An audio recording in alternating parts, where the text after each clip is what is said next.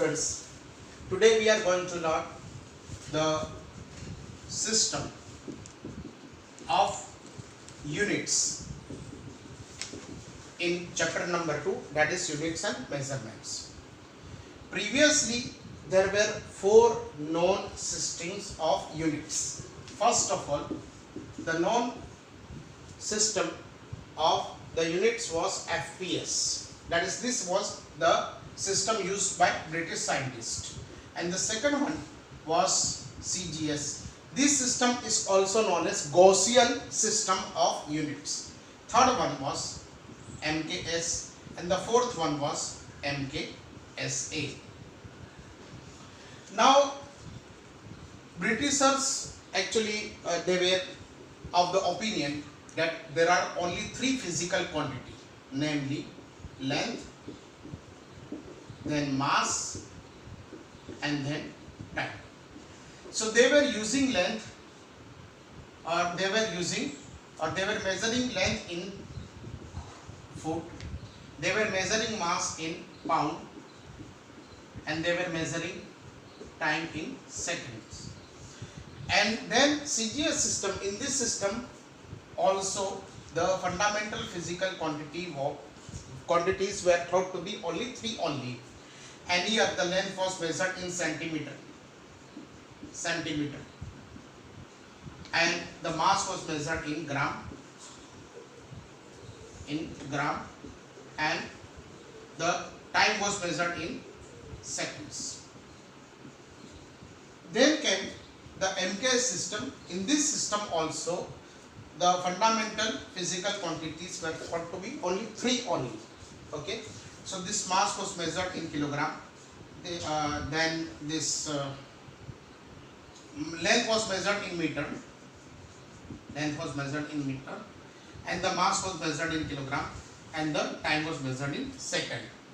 But when the time passes, most of the scientists realized that we must include the electric current also as a fundamental physical quantity.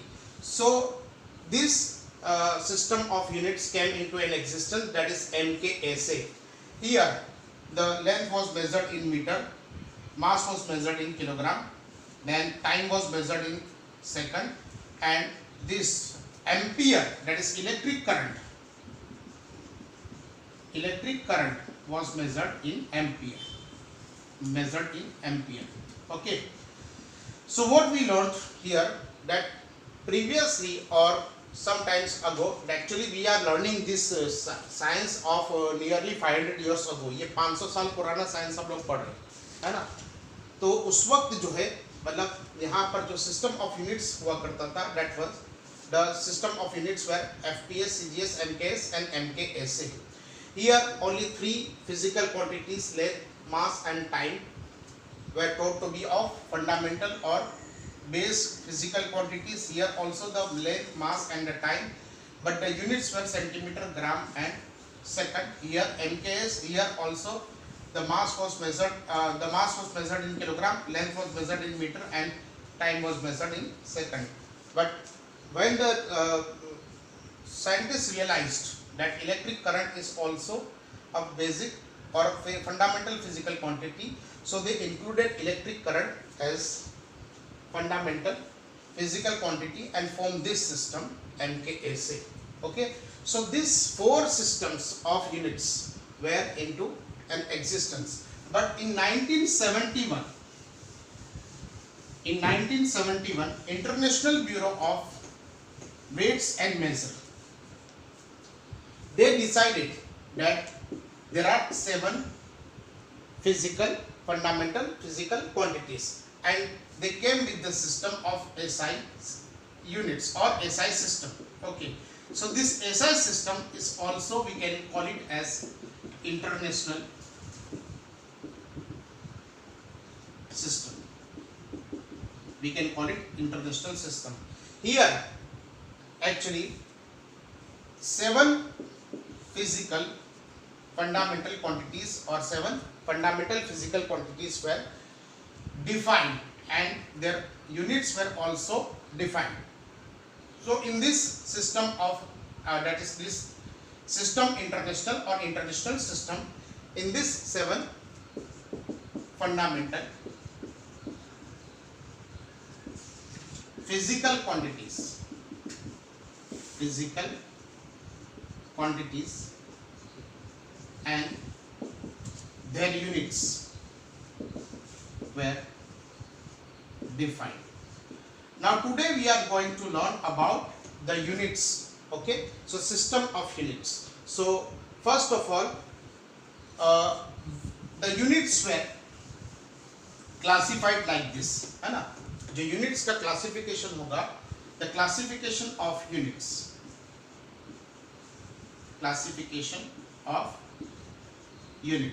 इसको हम लोग कैसे पढ़ेंगे? तो first of all, units are classified as physical or we can say fundamental or base units. Then the second one is supplementary units. Then the third one is practical units, and the fourth one is improper units, है ना. देखिए ये classification आपकी book में नहीं दिया गया है.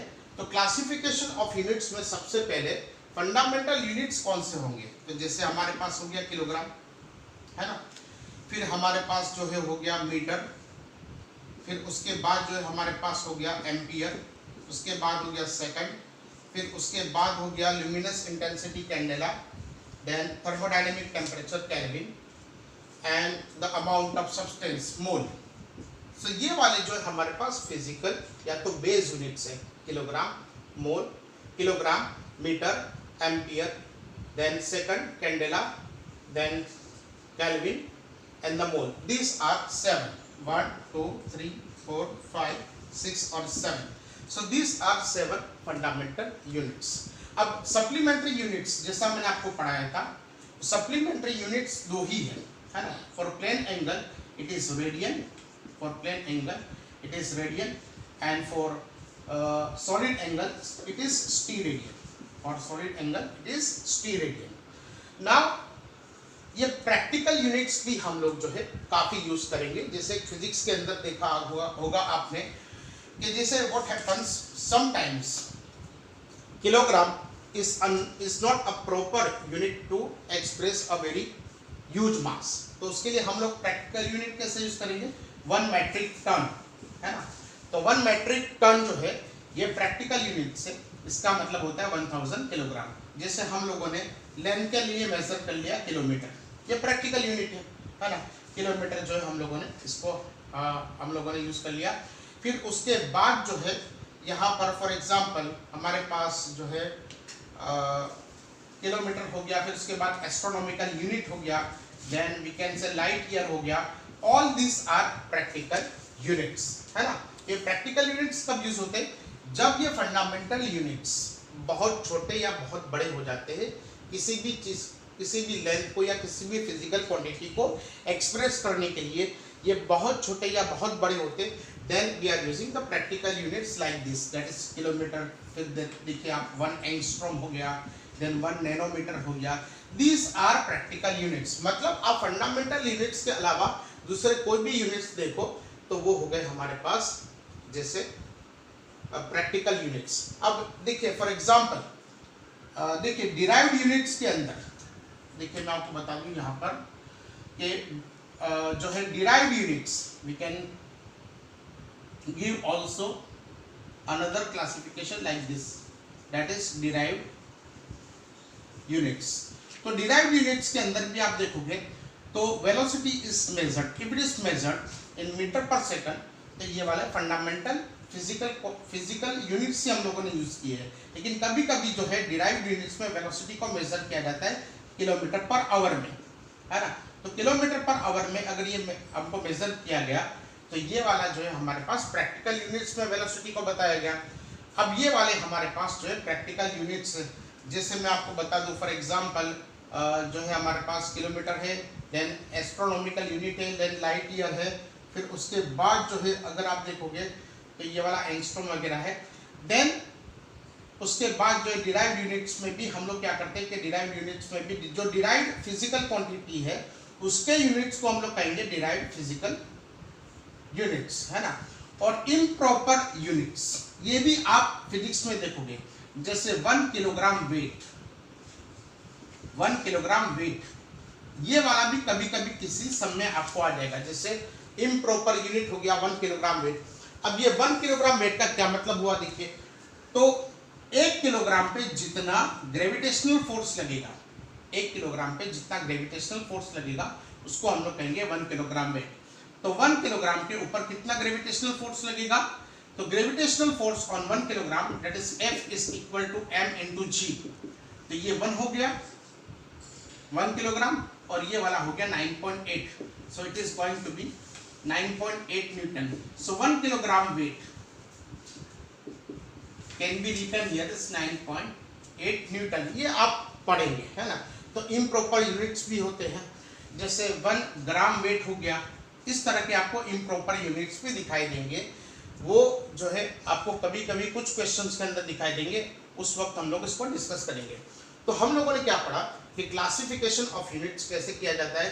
फंडामेंटल यूनिट्स पहले तो होते हैं, फिर सप्लीमेंट्री यूनिट्स होते हैं, प्रैक्टिकल यूनिट्स होते हैं और डिराइव्ड यूनिट्स। आप एक उसको कॉलम बना सकते हो, लेकिन ये कोई ज़रूरी नहीं है, लेकिन इसको आप एक कॉलम बना सकते हो। और इम्प्रॉपर यूनिट्स भी होते हैं, जैसे 1 किलोग्राम वेट हो गया, 1 ग्राम वेट हो गया, this are improper units. So notes बनाइए, पोस्ट करके वीडियो पोस्ट कीजिए। अब बेटा क्या होगा, आपको जब क्वेश्चंस करोगे तो उस वक्त जो है आपको कन्वर्ट करना होगा, जैसे सीजीएस सिस्टम से एसआई सिस्टम या एसआई सिस्टम से एफपीएस सिस्टम। लेकिन जनरली हम लोग जितने भी सम्स करेंगे वो सभी के सभी एसआई सिस्टम में होंगे। बट सपोज कुछ क्वेश्चंस में आपको जो है, जैसे जो जेडबलई वाले हैं बच्चे हैं, सिर्फ उन्हीं के लिए ये कन्वर्जन सिस्टम जो है आपको थोड़ा सा करना होगा। जो नीट वाले बच्चे उनको ज़्यादा फिक्र करने की ज़रूरत नहीं है, क्योंकि उनको ऐसा सिस्टम में ही पूरे के पूरे क्वेश्चंस दिए जाएंगे। लेकिन जो जेडबलई वाले बच्चे हैं उनको जो है ये कन्वर्जन आना चाहिए। जैसे हम लोग जो है यहाँ पर सीजीएस सिस्टम से हम लोगों को एसआई सिस्टम में कन्वर्ट करना हो, या फिर एसआई सिस्टम से हमको एफपीएस सिस्टम में कन्वर्ट करना हो, या फिर एफपीएस सिस्टम से हमको जो है सीजीएस में कन्वर्ट करना हो, तो उसमें हमको जो है क्या करना होगा कि हम लोगों को कन्वर्जन आना चाहिए। तो कन्वर्जन फैक्टर के अंदर, जैसे कन्वर्जन फैक्टर, उसके अंदर जो है आपको एक चीज याद रखनी होगी, that thing was like this, that is conversion can be given by this way, n1u1 is equal to n2u2, n1u1 is equal to n2u2. Now what is this n1? n1 is the nothing but it is a numerical value, or it is numeric value, है ना, numeric value. And we can say u1 is nothing but unit of system. जैसे numeric value जो है पहले वाले जो है system का न्यूमेरिक वैल्यू हो गया, और u1 यूनिट ऑफ सिस्टम का हमारे पास वो हो गया। फिर n2 जो है it is nothing but it is again the numeric value of system 2, numeric value of system 2। ये वाला सिस्टम 1 का हो गया और ये वाला सिस्टम 2 का होगा। और यहाँ पर जो है हमारे पास यूनिट ऑफ सिस्टम हमारे पास हो गया 2। I can give you a simple example to have the better understanding of this is like this। देखिए यहाँ पर मैंने इसको ऐसे लिख दिया, जैसे for example 1 kilogram is equal to 10⁻³ gram. ये सिंपल कन्वर्जन फैक्टर हो गया। जैसे ये वाला हो गया 1, तो 1 इस हमारे पास हो गया, हमारे पास n1, और किलोग्राम हमारे पास हो गया u1, है ना, और 10⁻³ ये हो गया हमारे पास n2, और ग्राम हो गया हमारे पास u2, है ना। तो 1 किलोग्राम इज इक्वल टू 10⁻³ ग्राम, या तो हम इसको ऐसे भी लिखेंगे 1000 ग्राम, इट डिपेंड्स ऑन यू। जैसे हम लोगों ने यहाँ पर 1 किलोमीटर, है ना, तो 1 kilometre can be written here as, जैसे 1 kilometre is equal to 10⁻³ metre. तो ये वाला हो गया हमारे पास 1 n1 हो गया, n1 कितना हो गया बेटा 1, यहाँ पर भी n1 कितना हो गया हमारे पास 1, और ये 1 kilo, sorry n1 is equal to 1 kilo, है ना, और ये u1 जो है हमारे पास ये U1 हो गया हमारे पास मीटर, और 10⁻³ हो गया हमारे पास N2, और ये वाला हो गया हमारे पास U2, है ना।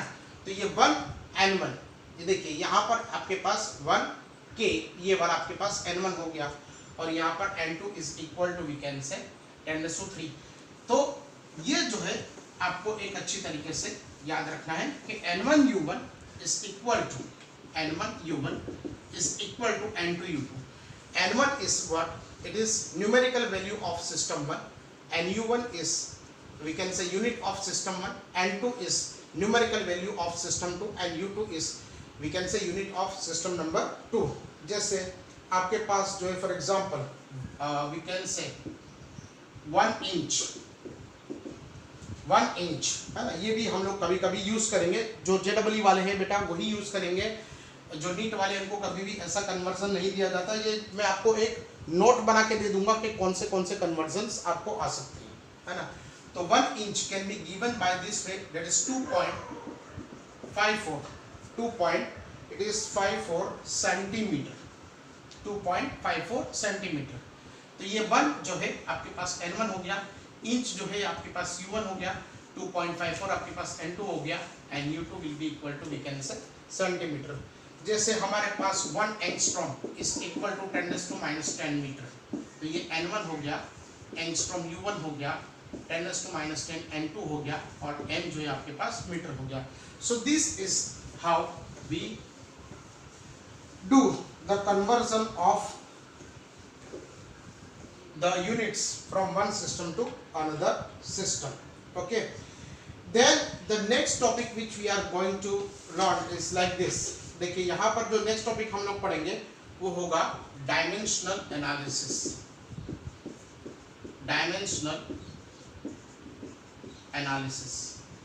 ओके, सो सबसे पहले तो आप एक काम कीजिए, वीडियो को पॉज करके आप जो डायमेंशनल फॉर्मूला जो मैंने पढ़ाया था उसको एक बार 5 मिनट के लिए अपने मन के अंदर रिवाइज कीजिए, और जो डायमेंशनल फॉर्मूला उस पर से हम लोग डायमेंशनल एनालिसिस पढ़ेंगे।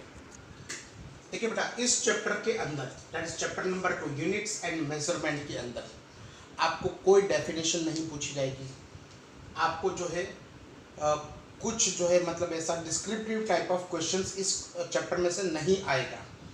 यहाँ पर जो हमको पूछा जाएगा वो डायमेंशनल एनालिसिस का एप्लीकेशन, दैट इज यूजेस, ये जो है ना एप्लीकेशन ऑफ डायमेंशनल एनालिसिस, इसका ये पूछा जाएगा। that can be asked in either in competitive examination or in board examination, है ना।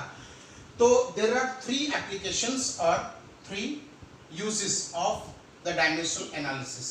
The first one is like this: to convert physical quantity from, to convert, first one is to convert a physical quantity, to convert a physical quantity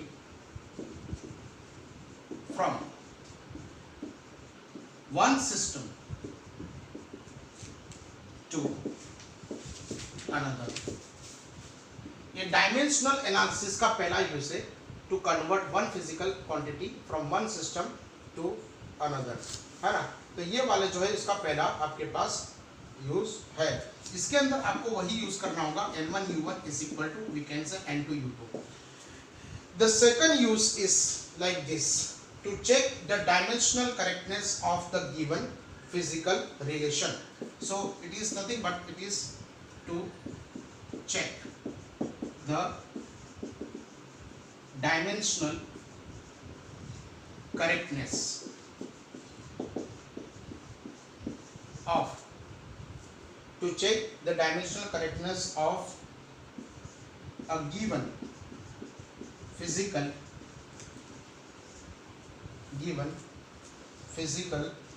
we can say relation. And the third use and the last use is to derive the physical relationship between different physical quantities, है ना। So to derive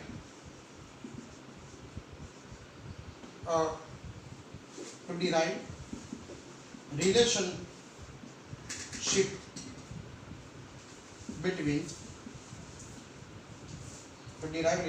between different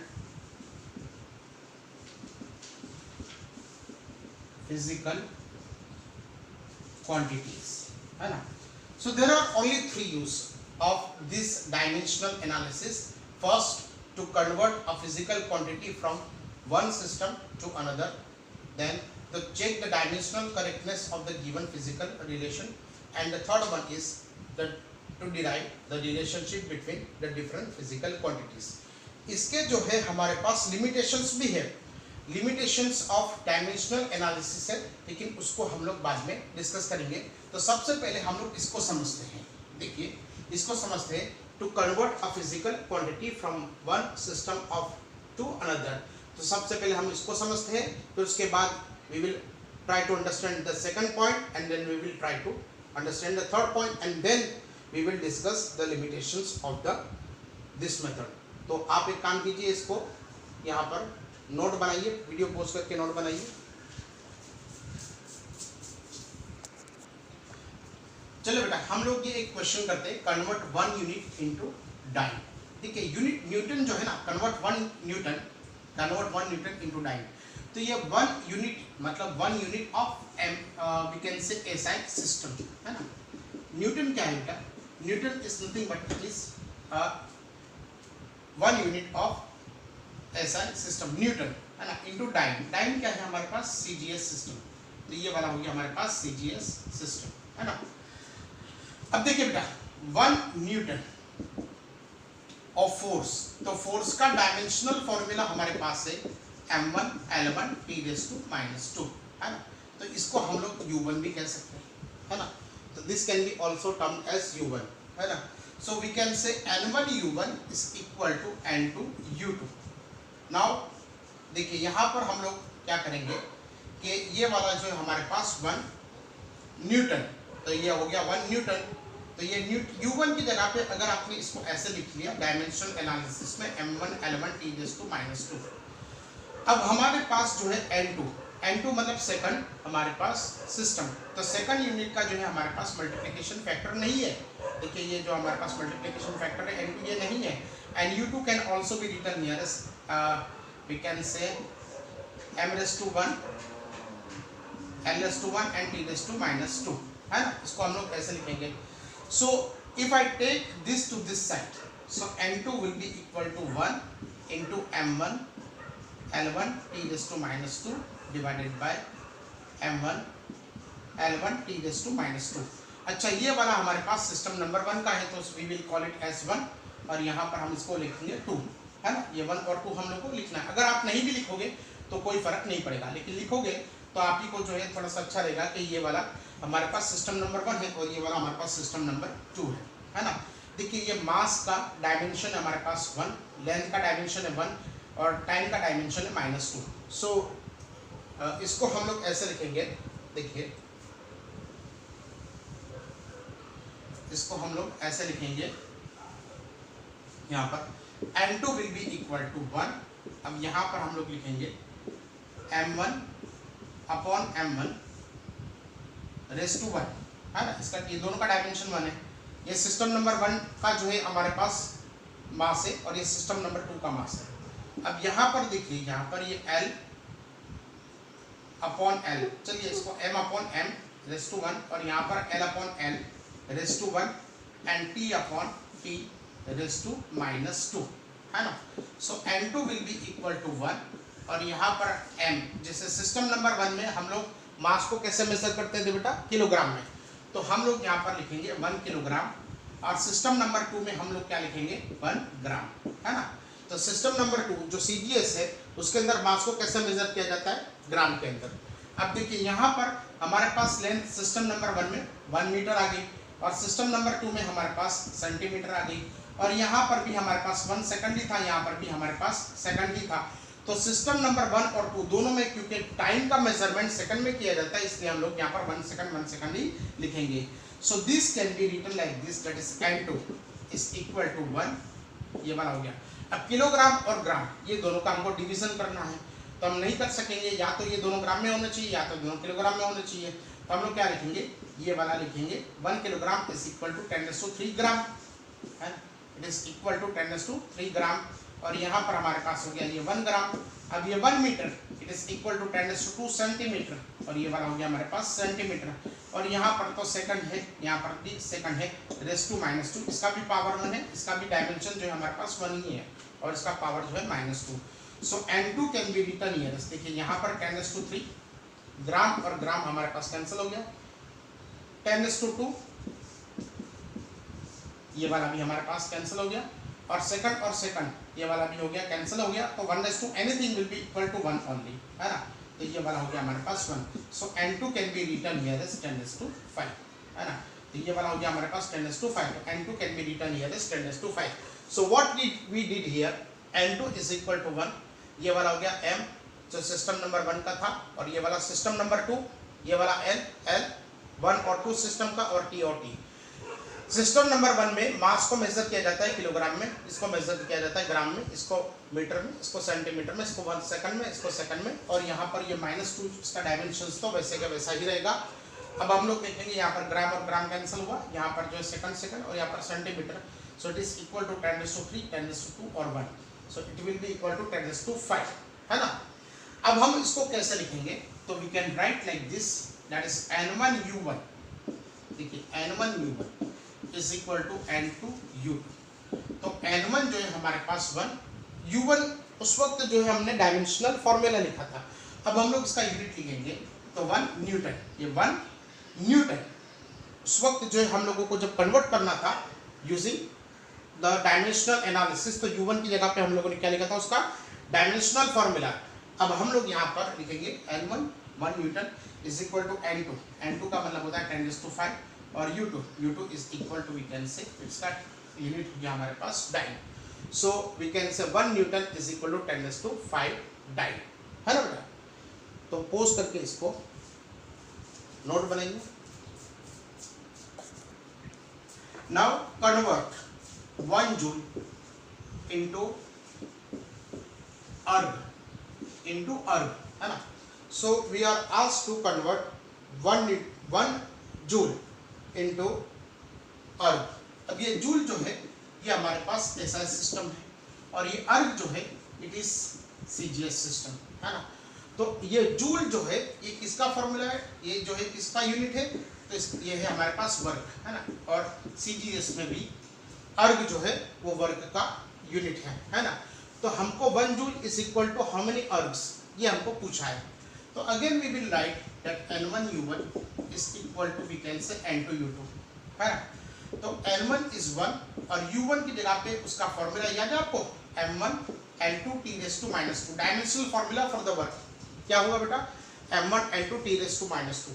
अब ये N2 हमको पता नहीं, इसका dimensional formula होगा हमारे पास M1 L2 T⁻²। ये सिस्टम नंबर 1 है, ये सिस्टम नंबर 2 है। सो वी कैन से N2 इज इक्वल टू 1, ये वाला हो गया M1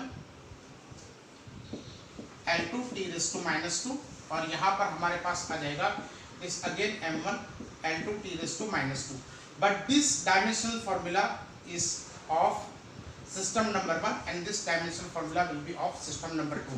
So N2 will be equal to, देखिए 1 तो वैसे का वैसा रहेगा, यहाँ पर M/M पूरा डायमेंशन हो जाएगा हमारे पास 1, यहाँ पर हमारे पास L/L ये पूरा डायमेंशन हो जाएगा हमारे पास, डायमेंशन हो जाएगा 2, और यहाँ पर T/T ये वाला हो जाएगा -2। आपको ये याद रखना है कि जो आपको न्यूमरेटर दिखाई दे रहे वो सिस्टम नंबर 1 के हैं, और जो डिनोमिनेटर दिखाई दे रहे वो सिस्टम नंबर आपके पास 2 के है ना, ये सिस्टम नंबर 2 के है। तो now put all the values like this, है ना। तो पहले तो आप इसको पोस्ट करके नोट बनाइए, फिर उसके बाद जो है हम और आगे बढ़ेंगे, ठीक है। तो बना ली नोट। अभी देखिए हम लोग इसको आगे बढ़ेंगे।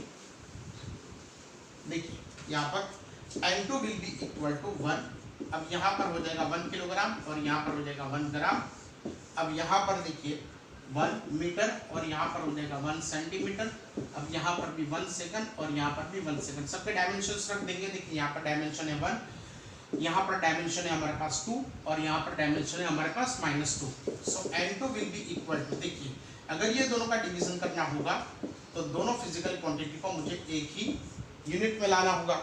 जैसे 1 किलोग्राम है तो it is equal to 10⁻³ gram, और divided by 1 gram raised to 1। अब ये मीटर है तो 10⁻² centimetre upon 1 centimetre raised to 2 है ना, इसके ये डायमेंशन तो है, ये तो जो है हमारे पास कन्वर्जन हो गया। अब ये 1 second upon 1 second that will be equal to, we can say 1 second upon 1 second raised to -2, क्योंकि ये दोनों यूनिट में जैसे SI यूनिट और CGS यूनिट दोनों के अंदर टाइम को सेकंड में ही मेजर किया जाता है। So N2 will be equal to, we can say 10⁻³ here, and ये 10⁻² का स्क्वायर हो गया और यहाँ पर 1⁻² हो गया। So N2 will be equal to, it is going to be 10⁻3। अब ये दोनों का मल्टीप्लिकेशन हो जाएगा आपके पास 10⁻4 है ना, और यहाँ पर आपके पास रहेगा 1। So N2 will be equal to 10⁻7। So how much N2 comes out to be, it is nothing but 10⁻7। So हम लोग इसको ऐसे लिखेंगे, पोज करके आप इसको नोट बनाइए।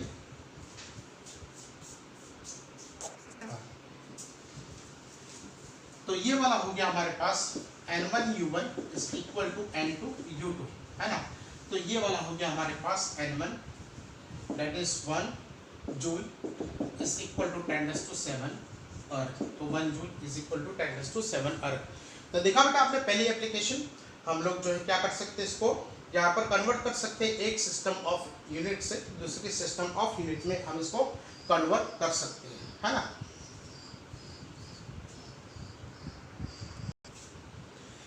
चलो बेटा, the second and the most important use of this dimensional analysis is to check the dimensional correctness of the given physical relation.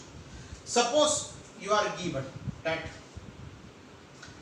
find the dimensional correctness of this equation t is equal to 2 pi into square root of L by G, है ना।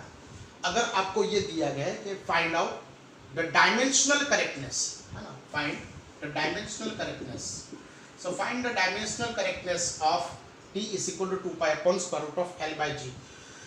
तो इसकी dimensional correctness आप कैसे उसको major करोगे या तो कैसे आप उसको चेक करोगे, तो first of all you will have to take the left hand side, है ना। तो left hand side is given here is t means time period. देखिए जब आप एग्जैक्टली जो है जब आप बोर्ड की एग्जाम दे रहे होगे या तो फिर जो है JEE और नीट की एग्जाम दे रहे होगे, तो जितने भी इक्वेशंस है ये इस तरह के आपको सभी इक्वेशंस आपको मालूम ही होंगे उस वक्त। शायद हो सकता है कि अभी आपको जो है कुछ ऐसा लगे कि यहाँ पर कुछ इक्वेशंस हमको नहीं मालूम या कुछ नए नए लग रहे, तो अभी आपको ज़्यादा फिक्र करने की ज़रूरत नहीं। जब आपकी एग्ज़ाम होगी तब तक आपको सभी के सभी इक्वेशंस जो है हम लोग पढ़ा देंगे। तो यहाँ पर लेफ्ट हैंड साइड हो गया हमारे पास time period, and the time period is nothing but it is a time measured. So इसका डायमेंशनल फॉर्मूला हो गया m0 L0 t⁻1, है ना। तो dimensional equation of the left hand side is equal to m0 L0 and t⁻1। Now let us take right hand side. So right hand side is equal to, it is 2 pi into square root of L by G. Generally it is written small l by G, है ना। तो यहाँ पर अगर आप देखोगे तो इसका डायमेंशनल फॉर्मूला अगर हम लोग बनाएंगे तो 2 पाई का डायमेंशनल फॉर्मूला और यहाँ पर L by G का डायमेंशनल फॉर्मूला रेज़ टू 1/2। देखिए स्क्वायर रूट है ना बेटा, तो स्क्वायर रूट का क्या मतलब हो गया, the meaning of square root is 2 pi into L by G raised to 1/2, है ना। हम लोगों ने इसको ऐसे लिख दिया। अब जैसा कि मैंने आपको पहले भी पढ़ाया था कि पाई जो है it is nothing but it is a number, है ना बेटा। तो ये नंबर है और 2 भी नंबर है, मतलब इसका कोई डायमेंशनल फॉर्मूला नहीं होगा, नंबर्स का नहीं होता। सो it is m0 L0 t⁻0। अब यहाँ पर लेंथ का डायमेंशनल फॉर्मूला है हमारे पास l⁻1 length. What is this, देखिए t is equal to 2 pi into square root of L by G। तो हमारे पास जो सिंपल पेंडुलम है ना बेटा, सिंपल पेंडुलम उसका टाइम पीरियड मेजर करने का ये फॉर्मूला है ना। If it is performing with a small oscillations यहाँ पर, तो उसका जो टाइम पीरियड हम लोग इस इक्वेशन से मेजर कर सकते हैं। तो ये वाला t मतलब time period, time required to complete one oscillation, then a is the length of the pendulum and g is gravitational acceleration। तो ये वाला हो गया हमारे पास, ये लेंथ का हो गया l⁻1 और g का डायमेंशनल फॉर्मूला हमारे पास हो गया, आपको याद होगा l⁻1 t⁻2, है ना। आप देखिए पीछे लास्ट वाले लेक्चर को आप जो रिवाइंड करके देखिए उसको, यहाँ पर ग्रेविटेशनल एक्सेलरेशन है तो एक्सेलरेशन क्या हो गया बेटा, तो acceleration is nothing but it is l/1 and t⁻², है ना। तो ये वाला हमारे पास हो गया इसका जो है dimensional formula, raised to we can say 1/2। Okay, so we will get this L1 and L1 will get cancel. ये t⁻², अगर ये न्यूमरेटर में चला जाएगा तो ये हो जाएगा हमारे पास t⁻², है ना। तो ये वाला हो गया t⁻², और इसका डायमेंशंस हमारे पास 1/2, तो वैसे का वैसा ही है। अब ये दोनों का मल्टीप्लिकेशन करोगे तो we will get t⁻1। So dimensional formula for the right hand side is m0 t⁻1 and L0, or in other words it can be written like this also, that is m0 L0 t⁻1. So this is the dimensional formula for the right hand side. If it is result number 1 and if it is result number 2, by comparing these two results, by comparing the result of left hand side by comparing the result of right hand side, we can easily say that this equation is dimensionally correct. Okay, so this equation t is equal to 2 pi into square root of L by G. This is dimensionally correct equation. Okay, so make note of this.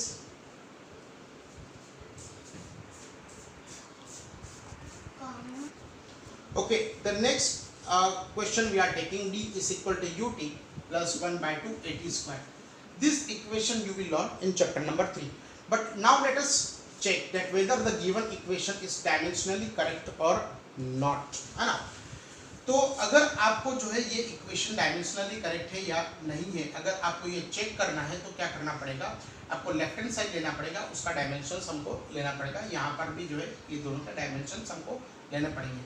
अब एक चीज़ है मैं आपको बता दूँ which is not given in your text book, कि अगर आपके पास कोई डायमेंशनली करेक्टनेस के लिए कोई फॉर्मूला या तो कोई इक्वेशन आपको दिया जाए तो आपको क्या करना पड़ेगा, we will learn one principle of homogeneity in the coming lecture, है ना। वो principle of homogeneity देखिए यहाँ पर, ये principle of homogeneity, according to this rule और principle of homogeneity, इसका जो डायमेंशनल फॉर्मूला होगा, इसका मतलब ये एक टर्म का डायमेंशनल फॉर्मूला, ये वाला इसका भी डायमेंशनल फॉर्मूला प्लस इसका डायमेंशनल फॉर्मूला, मतलब यहाँ पर जो डायमेंशनल फॉर्मूला होगा, जैसे सपोज m1 L1 T1 हो गया फॉर एग्जांपल, हाँ, I am not saying that this is correct, तो ये वाला जो है इसका dimensional formula for m1 L1 T1 हो गया, तो ये वाली टर्म का डायमेंशनल फॉर्मूला भी m1 L1 T1 ही होना चाहिए, और ये वाला भी इसका भी डायमेंशनल फॉर्मूला जो है यहाँ पर डायमेंशनल जो है फॉर्मूला इसका m1 L1 T1 ही होना चाहिए। मतलब according to the principle of homogeneity, only those physical quantities can be added, only those physical quantities can be added whose dimensional formula are the same, है ना। जैसे मैं आपको प्रिंसिपल ऑफ होमोजेनिटी क्या कहता है, जैसे मैं आपको सिंपल लैंग्वेज में बता दूं प्रिंसिपल ऑफ होमोजेनिटी के बारे में, कि if you want to add 1 kilogram, है ना, तो आपको 1 किलोग्राम 2 किलोग्राम में ही ऐड करना पड़ेगा, है ना। किलोग्राम और किलोग्राम का एडिशन हो जाएगा। This is according to the principle of homogeneity. अगर आप ऐसा बोलोगे कि 1 किलोग्राम और मैं 2 मीटर ये दोनों का एडिशन करूंगा, तो ये एडिशन कभी भी नहीं हो सकता। Only the same physical quantities can be added, है ना। तो अकॉर्डिंग टू द प्रिंसिपल देखिए 1 किलोग्राम में कोई बोलेगा मैं 2 मीटर को ऐड कर दूंगा, तो ये कभी भी नहीं होगा, ये एडिशन पॉसिबल ही नहीं है। तो according to this principle of homogeneity, हम लोग आगे इसके बारे में डिस्कस करेंगे कि according to this principle of homogeneity the dimensional formula of this term will be equal to the dimensional formula of this term plus dimensional formula of this the second term, है ना। तो let us check that whether the given equation is dimensionally correct और not, है ना। तो चलिए बेटा हम लोग लेफ्ट हैंड साइड लेंगे, तो लेफ्ट हैंड साइड जो है हमारे पास क्या हो जाएगा, तो लेफ्ट हैंड साइड जो है हमारे पास ये हो जाएगा, देखिए यहाँ पर the dimensional formula for the or the dimensional equation for the distance। देखिए मैं आपको बता दूं चैप्टर नंबर 3 में हम लोग ये इक्वेशन पढ़ेंगे, d is equal to ut plus 1/2 at square।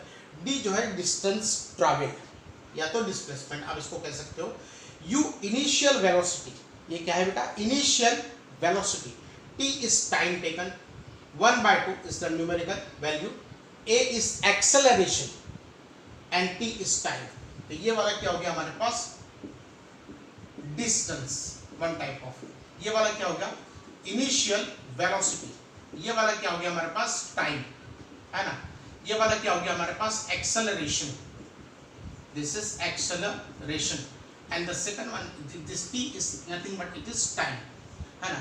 तो ये वाला हो गया left hand side is equal to we can say d, तो इसका डायमेंशनल फॉर्मूला हो गया l/1 only, because distance is nothing but it is one type of length, है ना। तो ये वाला हो गया हमारे पास l/1.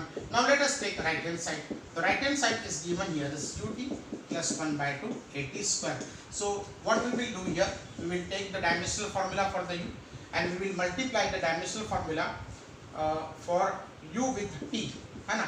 अब 1/2 का तो कोई डायमेंशनल फॉर्मूला होगा ही नहीं, अब यहाँ पर एक्सेलरेशन का होगा और यहाँ पर t का स्क्वायर होगा। तो dimensional formula for initial velocity, कैसे भी वेलोसिटी हो, आपको इनिशियल हो, फाइनल हो, या एवरेज वेलोसिटी हो, या इंस्टेंटेनियस वेलोसिटी हो, वेलोसिटी है तो उसका डायमेंशनल फॉर्मूला L1t⁻1 ही होगा। अब यहाँ पर अगर आप देखोगे टाइम, तो टाइम जो है हमारे पास उसका डायमेंशनल फॉर्मूला t⁻1, अब एक्सेलरेशन है उसका डायमेंशनल फॉर्मूला L1t⁻2, और यहाँ पर अगेन टाइम है तो टाइम का डायमेंशनल फॉर्मूला होगा हमारे पास t², है ना।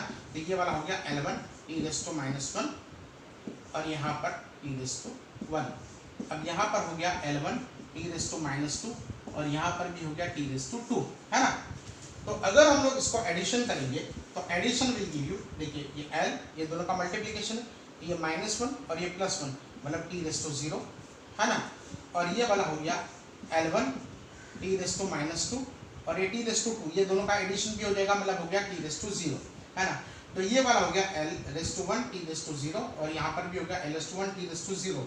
सो your final answer would be equal to, यहाँ पर भी अगर देखेंगे हमारे पास तो इसका डायमेंशनल फॉर्मूला हो गया हमारे पास L + L, है ना, ये वाला हो गया L + L। अब आप इसको गलती से भी डायमेंशनल एनालिसिस में ये L + L को कभी भी 2L मत लिखिए, this can not be written. ये क्यों मैं पढ़ाऊंगा इसको आगे कि L + L is never going to be 2L, है ना, यहाँ पर क्योंकि डायमेंशनल फॉर्मूला बेटा, जैसे मैं इसका जो रीजन मैं आपको बताऊंगा, तो इसका डायमेंशनल फॉर्मूला क्या हो गया, dimensional formula for the left hand side is L and right hand side is equal to L + L, है ना। पोस्ट करके नोट बनाइए।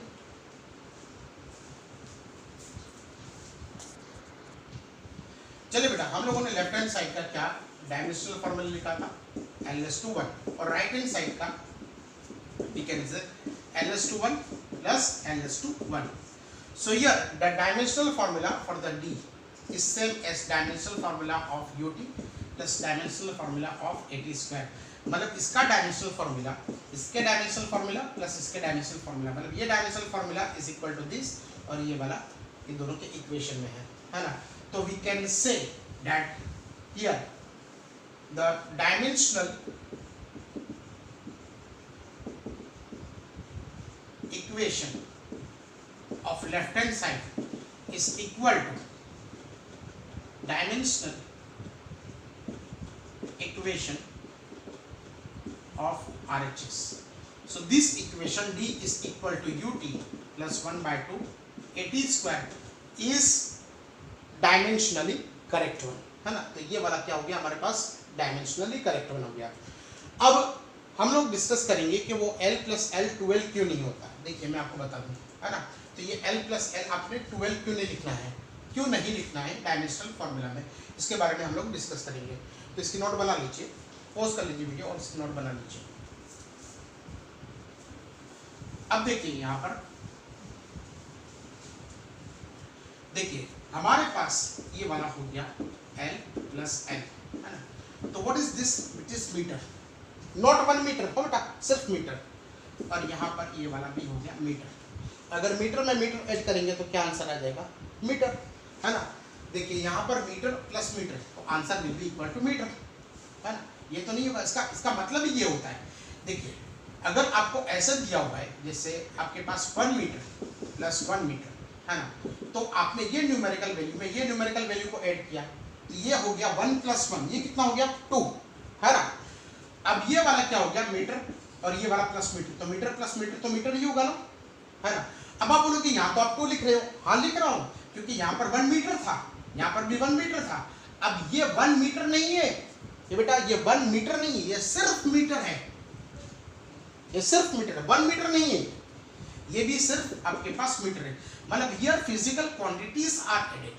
जैसे मीटर में मीटर ऐड करोगे तो आंसर विल बी मीटर, है ना। शायद आपको 9th में कुछ ऐसा पढ़ाया था कि वो कुछ पता नहीं, एक गुजराती मीडियम वाला एक बच्चा मेरे सामने बोल रहा था, मेरे को याद आ रहा है वो, कि सरखामा सरखू मेरी तो सरखू आवे, ऐसा कुछ बोल रहा था मेरे सामने बहुत पहले, तो मुझे याद आ रहा था। तो वो एक्चुअली जो है मतलब ये आपने जो है इसको पढ़ा होगा शायद 9th में कि या 10th में, पता नहीं, कि वो जो है एक हमारे पास पोस्टुलेट थी।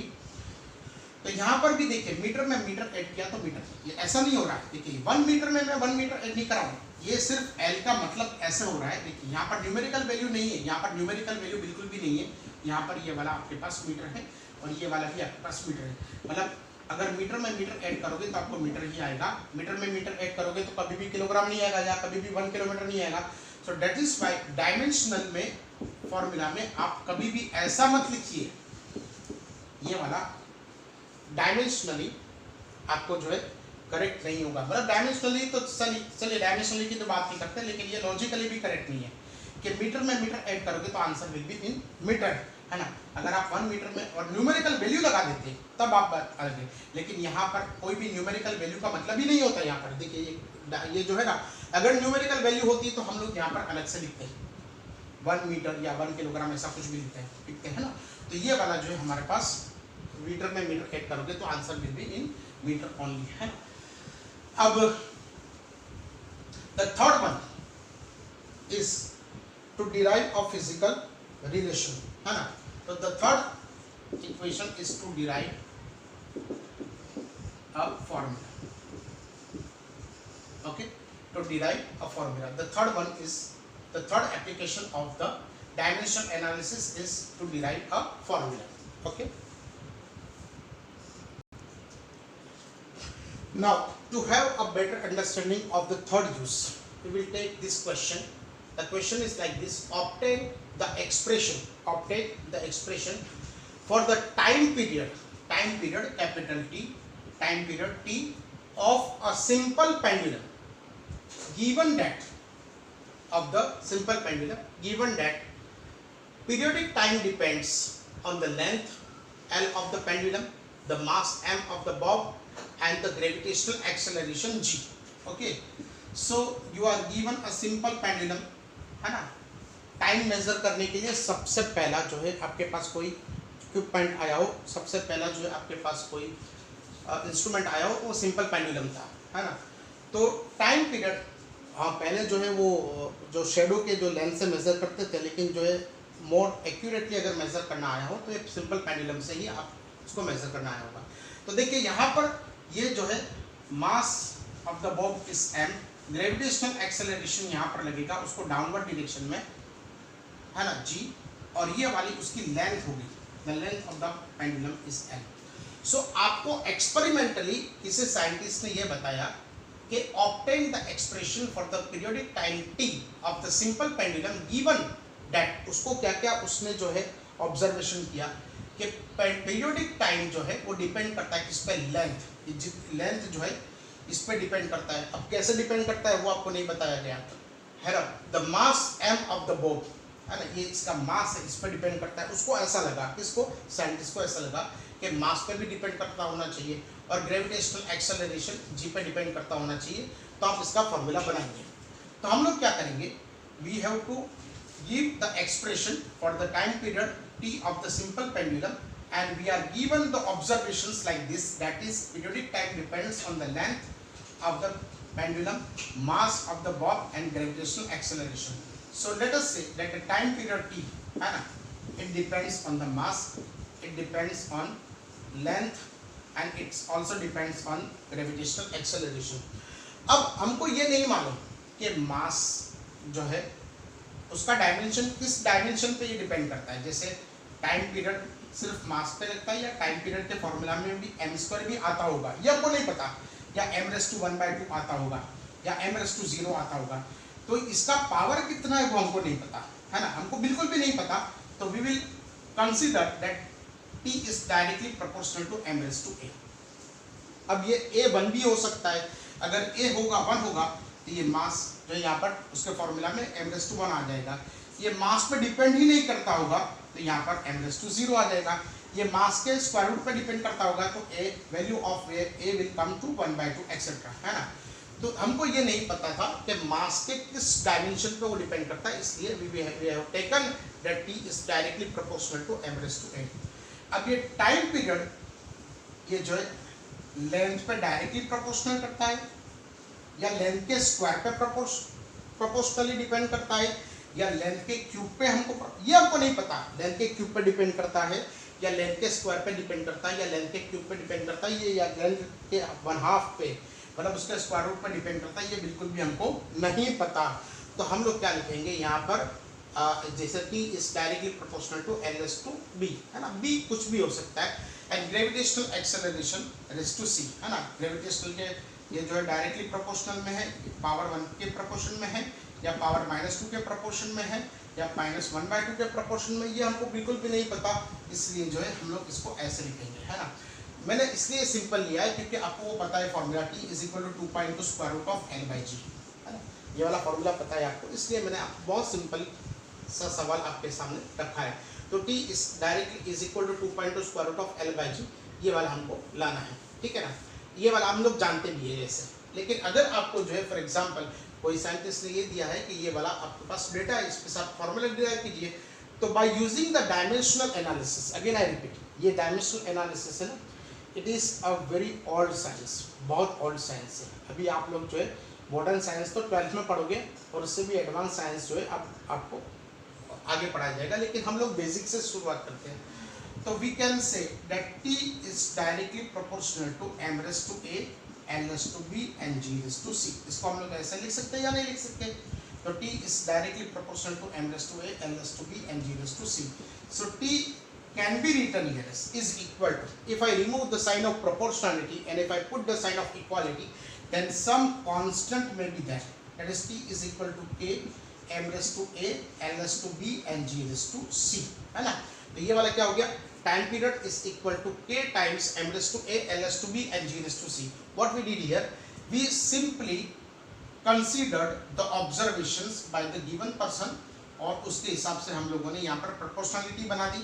अब यहाँ पर जो ये तीन को जो है एक साथ में ले लिया, तो time period of the simple pendulum may be depending on the mass ⁻a, l⁻b and g⁻c। What is this ABC? ABC are nothing but they are numbers, है ना। ये पावर तो नंबर ही होंगे ना, 1 2 3 एक्सेट्रा कुछ भी होंगे, है ना। तो ये वाला आप इतना लिख लीजिए। अब हम लोग आगे चलते हैं, देखिए। तो हमारे पास ये आ गया, देखिए हमारे पास ये फॉर्मूला आ गया, t is equal to, we can say k times m⁻a, l⁻b and g⁻c। What is this k? K is nothing but it is a dimensional less constant, है ना। तो यहाँ पर k क्या हो गया, k is nothing but it is dimension less constant, it is dimension less constant, है ना। Now we will take the help of dimensional analysis. Now we will take left hand side. In the left hand side, the dimensional formula for the time period will be equal to, we can say t⁻1, है ना। ये वाला हो गया हमारे पास t⁻1 हो गया। तो dimensional formula for the left hand side will be equal to t⁻1 और डायमेंशनल इक्वेशन। अब हम लोग राइट हैंड साइड पे लेंगे, तो right hand side is given here as k m⁻a, l⁻b and g⁻c, है ना, ये वाला। तो हमारे पास डायमेंशनल फार्मूला फॉर k नहीं है, because it is dimensionless constant, तो इसका कोई डायमेंशनल फार्मूला नहीं होगा। और अगर आपको रखना ही है तो m0 l0 t0 आप रख सकते हो, है ना। इसका डायमेंशनल फार्मूला आप ये रख सकते हो, नहीं रखोगे तो भी कोई फर्क नहीं पड़ता। अब यहाँ पर ये मास है, तो मास ⁻1 और यहाँ पर हो जाएगा आपके पास ये मास का जो है हमारे पास डायमेंशनल फार्मूला है m⁻1 और यहाँ पर इसका पावर हो जाएगा हमारे पास a, लेंथ यहाँ पर जो है l⁻1 और यहाँ पर हो जाएगा b। अब ये ग्रेविटेशनल एक्सेलरेशन, तो एक्सेलरेशन हम लोग क्या लिखेंगे, l⁻1 t⁻2 है ना, और होल ⁻2 आपके पास हो जाएगा c। सो राइट हैंड साइड ये वाला हो गया हमारे पास m⁻0 l⁻0 t⁻0। अब ये हो गया m⁻2 हमारे पास a, यहाँ पर हो गया l⁻2 हमारे पास b, अब यहाँ पर हो गया l⁻c t⁻2c, है ना।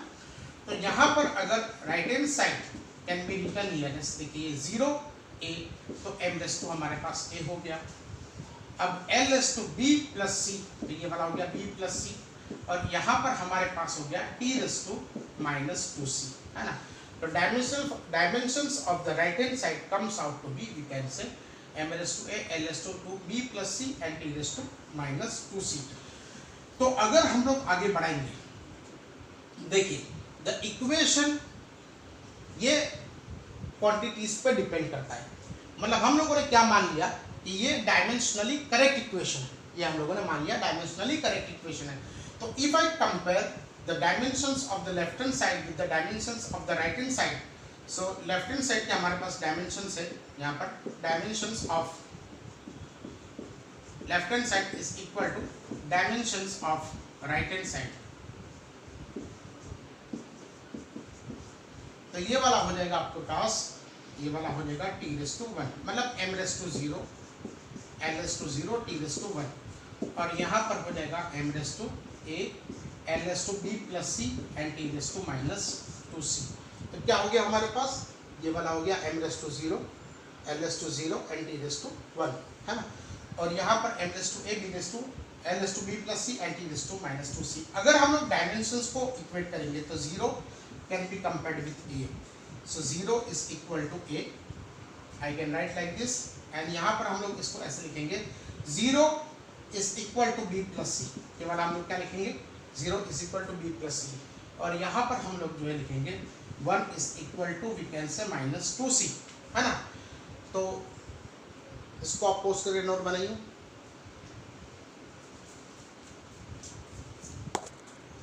तो बेटा हमारे पास ये है a is equal to 0, b plus c is equal to 0 and 1 is equal to minus 2c।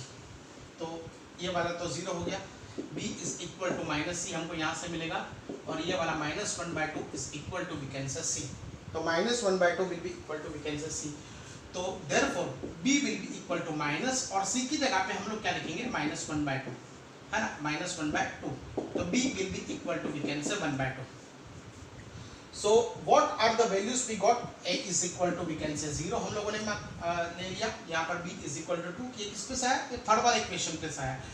1 is equal to minus 2c, तो minus 1/2 is equal to c। अब यहाँ पर हम लोग इसको लिखेंगे b is equal to 1/2 and c will be equal to minus 1/2। Now let us recall that equation, so now we can say t is equal to k, m raised to a, l raised to b and g raised to c, ये वाला equation था हमारे पास। Put the values, k m raised to a मतलब m raised to 0 हो गया, l raised to b, b का मतलब हो गया 1/2 and g का मतलब हो गया हमारे पास minus 1/2। So t is equal to k, ये तो कोई m raised to 0 मतलब इट इज 1, और यहाँ पर हो गया l raised to 1/2 and g raised to 1/2। क्या हो गया, इसको हम लोग कहाँ पर लेके चले आए, इसको हम लोग डिनोमिनेटर में लेके चले आए, तो ये माइनस 1/2 जो पावर है वो क्या हो गया बेटा हमारे पास प्लस 1/2 हो गया। So this equation t is equal to k, ये भी 1/2 पावर है, 1/2 पावर है, तो we can write it is l/g, है ना, इसको हम लोग l/g लिखते हैं। नाउ वी कैन से कि द वैल्यू ऑफ k, ये जो है ना it can be experimentally be decided. आपको एग्जाम में अगर बोर्ड के एग्जाम में आया तो आपको ऐसा लिखना होगा कि the value of k was experimentally decided to be 2 pi, है ना। तो the value of k was experimentally decided to be 2 pi, है ना। अब ये डायमेंशन एनालिसिस की एक लिमिटेशन है कि आप ये जो डायमेंशन लेस कांस्टेंट होते हैं ना, उसकी वैल्यू आप जो है ये डायमेंशनल एनालिसिस पे से नहीं तय कर पाते। तो we can say t can be written here it is 2 pi into square root of l/g, है ना। तो t is equal to t 2 pi into square root of l/g। So this is how we can get the relationship between different physical quantity, और we can form the equation also. Okay, so pause your video and make the notes.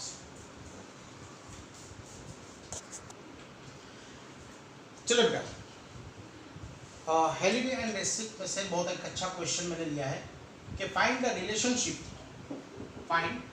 Relationship of sound in a medium, that is sound, find the relationship of speed of sound, speed, yes, find the relationship of speed of sound in a medium, that is v क्या है, speed है, the elastic constant E and density of medium, है ना। तो find relationship of speed, हमको किसके बीच में relationship चाहिए, साउंड की स्पीड, जो हम बोलते हैं उसकी स्पीड, इलास्टिक कांस्टेंट E और डेंसिटी ऑफ मीडियम, जैसे हम लोग एयर में बात करते हैं तो एयर की डेंसिटी, ये तीनों के बीच का क्या रिलेशन होगा, है ना। देखिए, find the relationship of speed of sound in a medium, that is v, then we can say the elastic constant E and density of medium rho, है ना। तो हमको किसके बीच का रिलेशन चाहिए, we want relation between v, E and rho, है ना।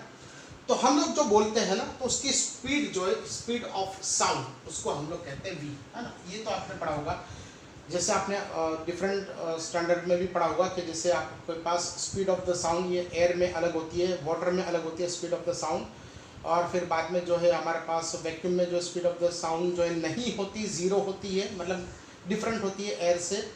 और फिर उसके बाद जो है अगर आप देखोगे तो सॉलिड्स में अलग होती है स्पीड ऑफ द साउंड, है ना, ये वेलोसिटी। अब ये इलास्टिक कांस्टेंट क्या है, ये वेलोसिटी तो हम लोगों को पता चल गया। अब ये इलास्टिक कांस्टेंट आप लोग पढ़ोगे, है ना। Elastic constant is nothing but it is stress upon strain. अब आप बोलोगे कि सर ये कहाँ से लिखा है, ये स्ट्रेस क्या चीज़ है और स्ट्रेन क्या चीज़ है ना। तो ये वाला तो हम लोग देखिए अभी फिलहाल देखिए आपके पास जो चैप्टर है सॉलिड मैकेनिक्स ऑफ सॉलिड्स में, उसके अंदर जो है आप ये स्ट्रेस के बारे में पढ़ोगे।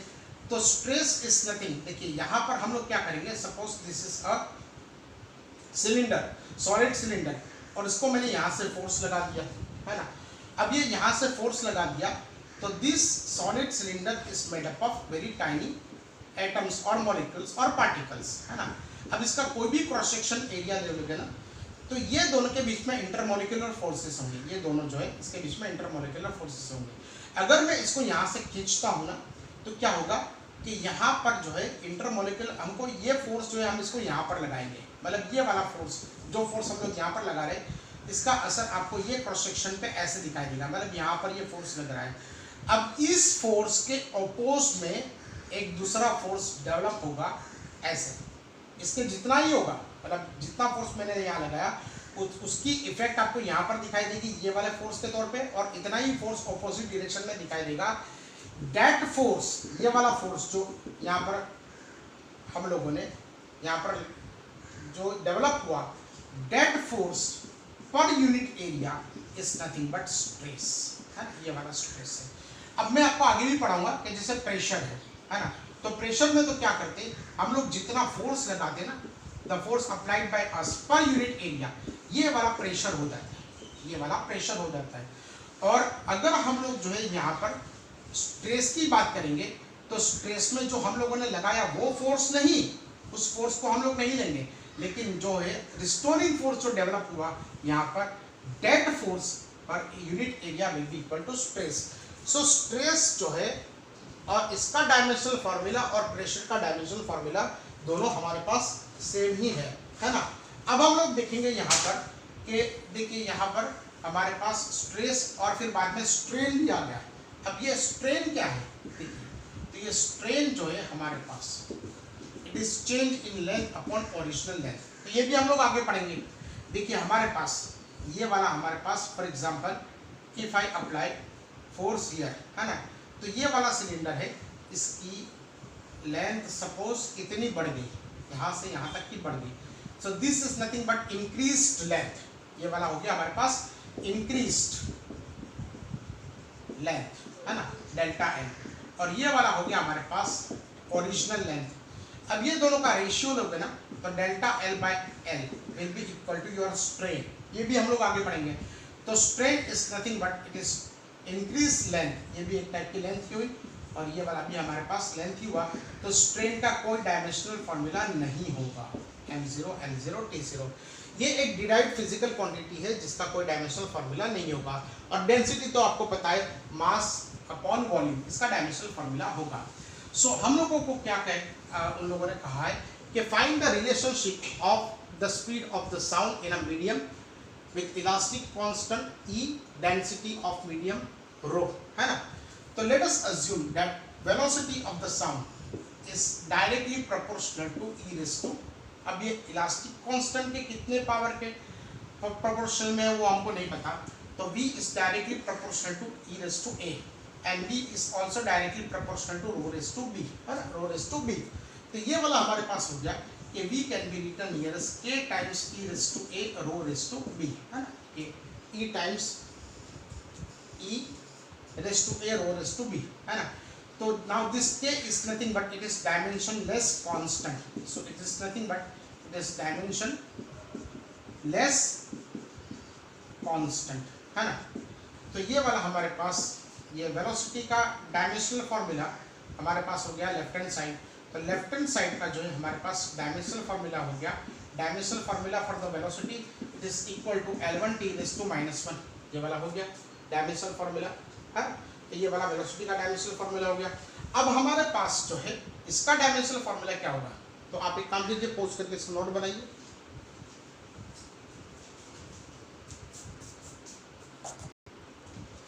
नाउ राइट हैंड साइड का डायमेंशनल फॉर्मूला है, तो डायमेंशन लेस है, तो राइट हैंड साइड का dimensional formula will be equal to, we can say यहाँ पर आपके पास e रेज़ टू आपके पास a हो जाएगा और यहाँ पर रो रेज़ टू आपके पास क्या हो जाएगा b हो जाएगा। अब जैसा मैंने आपको बताया यहाँ पर राइट हैंड साइड का जो डायमेंशनल फॉर्मूला है ये e इज नथिंग बट ये वाला जो है हमारे पास इलास्टिक कांस्टेंट है, तो इसको हम लोग लिखेंगे stress divided by strain raise to a और यहाँ पर रो रेज़ टू b। जैसा मैंने आपको बताया कि स्ट्रेस का डायमेंशनल फॉर्मूला वही होता है, क्योंकि स्ट्रेस क्या है, stress is nothing but develop restoring force per unit area. तो develop restoring force per unit area that is F by A। तो F का डायमेंशनल फॉर्मूला और A का डायमेंशनल फॉर्मूला अगर आप लगाओगे तो ये प्रेशर का डायमेंशनल फॉर्मूला आपको देगा। तो ये वाला स्ट्रेस का डायमेंशनल फॉर्मूला होगा m1 l raised to -1 t raised to -2 और स्ट्रेन का डायमेंशनल फॉर्मूला जैसे मैंने आपको बताया नहीं होता, है ना। देखिए यहाँ पर F अपॉन A, तो F का क्या हो जाएगा m1 l1 t raised to -2, है ना, और यहाँ पर एरिया का क्या हो जाएगा l raised to 2। तो ये दोनों का सब्ट्रैक्शन हो जाएगा, तो that will be giving you the dimensional formula for the pressure is equal to m1 l raised to -1 t raised to -2, ये वाला आपके पास हो जाएगा। तो मैंने वही लिखा है, देखिए l m raised to 1 l raised to -1 t raised to -2। और स्ट्रेन जो है जैसा कि मैंने आपको बताया था कि strain is nothing but delta l by l, ये वाला आपके पास स्ट्रेन हो गया। तो डेल्टा l इज लेंथ और यहाँ पर भी ये वाला हो गया हमारे पास लेंथ, तो ये वाला हो गया l raised to 0, मतलब इसका डायमेंशनल फॉर्मूला नहीं होगा। तो आप इसको ऐसे लिख सकते हो m0 l0 t0 और रो जो है ये वाला मास पर यूनिट वॉल्यूम। तो मास का जो है हमारे पास डायमेंशनल फॉर्मूला है हमारे पास m raised to 1 और रो जो है because density rho is nothing but it is mass per volume per given volume। तो मास हो गया हमारे पास m raised to 1 और ये वाला हो गया l raised to 3, तो ये वाला हो गया l raised to -3 3 raised to 0 raised to we can say b, है ना। तो ये वाला क्या हो गया हमारे पास m1, ये इसका पावर इसका डायमेंशन हमारे पास a, तो ये वाला हो गया हमारे पास m raised to 1 l raised to -1 t raised to -2 raised to a और यहाँ पर m raised to 1 l raised to -3 t raised to 0 नहीं लिखना हमको। चलिए ये वाला हो गया हमारे पास b, है ना। तो ये वाला हो गया हमारे पास m raised to a। अब यहाँ पर l raised to -a t raised to -2a, है ना। तो ये वाला हो गया हमारे पास t raised to -2a। अब ये हो गया m raised to b l raised to -3b, है ना। तो ये वाला क्या हो गया m raised to a plus b, ये वाला क्या हो गया a plus b l raised to -a -3b, है ना, -a -3b and t raised to we can say -2a, ये वाला हो गया हमारे पास 2a, है ना। तो ये वाला क्या हो गया हमारे पास m raised to a plus b। so I will write this here, यहाँ पर अब मैं इसको लिखूंगा, देखिए यहाँ पर, तो ये वाला हो गया हमारे पास m raise to a plus p l race to minus a minus 3b and t raise to minus 2b, ये वाला राइट हैंड साइड का डायमेंशनल फॉर्मूला हो गया। अब हमारे पास राइट हैंड साइड का डायमेंशनल फॉर्मूला ये था, एंड लेफ्ट हैंड साइड का क्या था, लेफ्ट हैंड साइड में तो सिर्फ वेलोसिटी थी ना, तो वेलोसिटी का क्या डायमेंशनल फॉर्मूला होगा, l/1 t/-1। Now compare this to dimensions, है ना, तो कंपेयर दिस टू डायमेंशंस, तो आप जो है अगर इसको नोट बनाना चाहो तो बना सकते हो पोज करके। अब हम लोग देखेंगे यहाँ पर कि we can say l/1 t/-1 will be equal to, that is left hand side का dimensional formula, it is equal to m raised to a plus b l/-3 l/-a minus 3b and t raised to we can say minus 2a. So ये वाला 1 is equal to we can say a plus b, ये minus 1 is equal to minus a minus 3b and minus 1 is equal to we can say minus 2a. So यहाँ पर देखिए m raised to 0, sorry ये वाला हमारे पास m raised to 0, sorry ये m raised to 0, तो ये 0 का कंपैरिजन हम लोगों ने कर दिया इसके साथ में a प्लस b के साथ में, 1 का कंपैरिजन हम लोगों ने कर दिया माइनस a माइनस 3b, है ना, और यहाँ पर t रेस टू माइनस 1 का कंपैरिजन कर दिया हम लोगों ने minus 2a। So this a is equal to we can say minus b हमको यहाँ से मिलेगा, और यहाँ पर a इज इक्वल टू यहाँ पर सॉरी ये वाला हो जाएगा 1 plus a is equal to minus 3b, और ये वाला हो जाएगा 1/2 will be equal to we can say b, minus 1 ये माइनस माइनस कैंसिल हो गया तो 1/2 will be equal to a। So a will be equal to we can say यहाँ पर अगर हम लोग लिखेंगे 1/2 is equal to minus b, देखिए जहाँ पर मुझे a दिखाई दिया वहाँ पर मैंने क्या रख दिया 1/2, है ना, और ये माइनस b हो गया तो ये b is equal to minus 1/2, तो हमारे पास a का वैल्यू क्या आ गया बेटा 1/2, b का वैल्यू माइनस 1/2, और हमारे पास दो ही थे, देखिए a का जो हमारे पास था 1/2 और b का हमारे पास माइनस 1/2। अब ये इक्वेशन की हमारे पास कोई ज़रूरत भी नहीं है बिकॉज हमारे पास दो ही वेरिएबल थे a और b। सो हम लोग क्या लिखेंगे उसको यहाँ पर देखिए, v is equal to a times e raise to a and rho raise to b, हम लोगों ने ऐसे लिखा था, तो ये वाला जो है velocity is equal to k, यहाँ पर e raise to we can say 1/2 and rho raised to minus 1/2. So this equation is equal to k e raised to हमारे पास 1/2 and rho raised to minus 1/2. अब देखेंगे यहाँ पर k का value क्या है, तो आपको नहीं मालूम, चलिए आपको नहीं मालूम k का वैल्यू क्या है, तो आप वैसा ही रखिए कि v is equal to k times ये rho raised to minus 1/2, अगर डिनोमिनेटर में गया ना ये प्लस हो जाएगा, तो ये वाला हो गया e by rho, e by rho, square root of e by rho, ये माइनस 1/2 अगर इसके डिनोमिनेटर में गया तो ये वाला हमारे पास हो जाएगा k is equal to e by rho. So this is how we can easily find out the relationship between different physical quantities, है ना, तो पोज करके नोट बनाइए।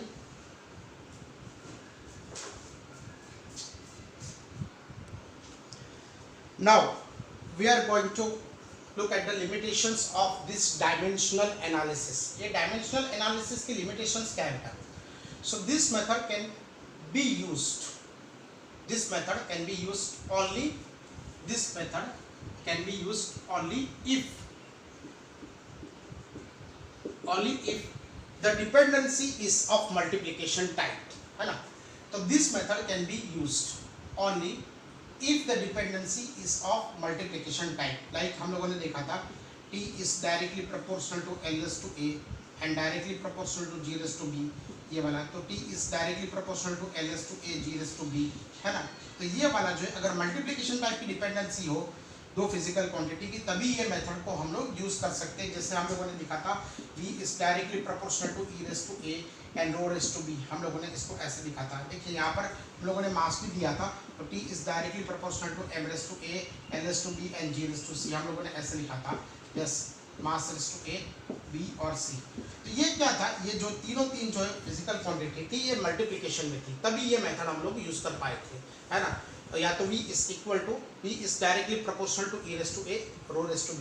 So this method can be used only this method can be used only